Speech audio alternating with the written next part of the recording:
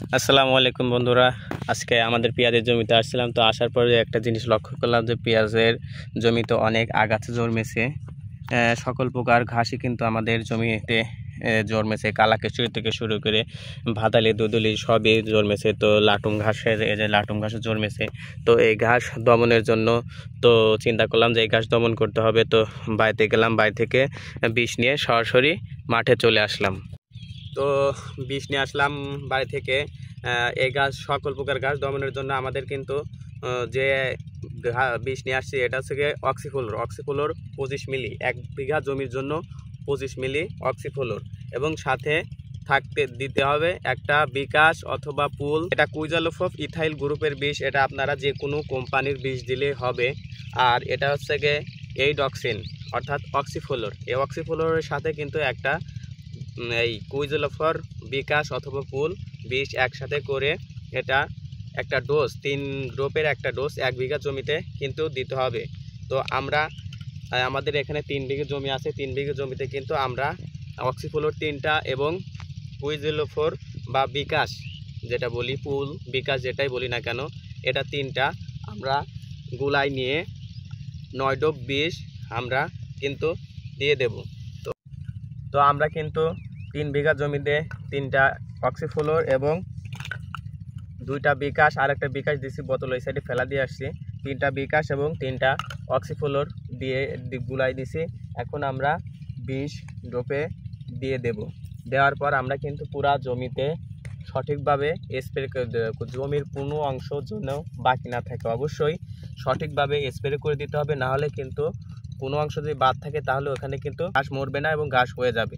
তো আপনাদের জমিতে যার যার জমিতে এরকম ঘাস আছে তারা কিন্তু অক্সিফ্লোর এবং কুইজালোফ ইথাইল এটা আপনারা ব্যবহার করতে পারেন। এতে করে আপনার কুইজালোফ ইথাইলের কাজটা হচ্ছে গিয়ে মুথা জাতীয় যেসব ঘাস, আঙ্গুলে ঘাস, তারপর এই যে শ্যামা ঘাস, এগুলা কিন্তু এইগুলা মারতে সাহায্য করে।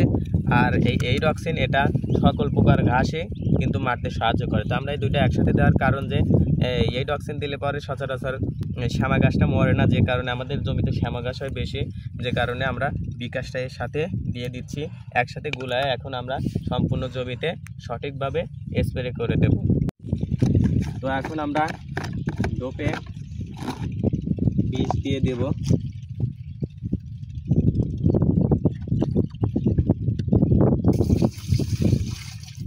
পানি দিয়ে দেব।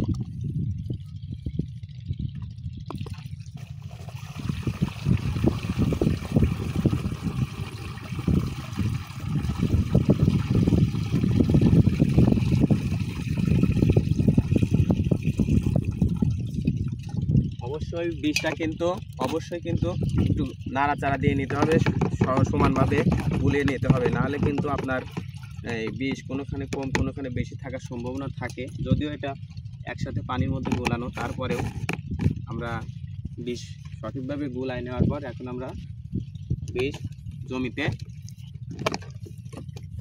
দিয়ে দেব। তো বীজ দেওয়ার আগে যে জিনিসটা লক্ষ্য করতে হবে সেই জিনিসটা হচ্ছে গিয়ে অবশ্যই মাস্ক ব্যবহার করতে হবে। কারণ বীজ জিনিসটা অনেক একটা খারাপ জিনিস। আপনি যে কোনো বেশি দেন অবশ্যই আপনাকে মাস্ক ব্যবহার করতে হবে। তো আমি এই যে মাস্ক নিয়ে নিচ্ছি।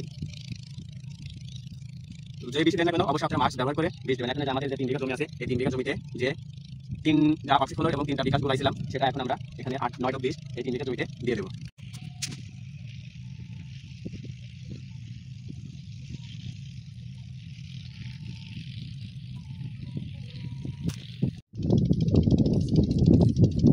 তো বন্ধুরা, আমাদের বীজ দেওয়া কিন্তু এখানে শেষ আজকের মতো।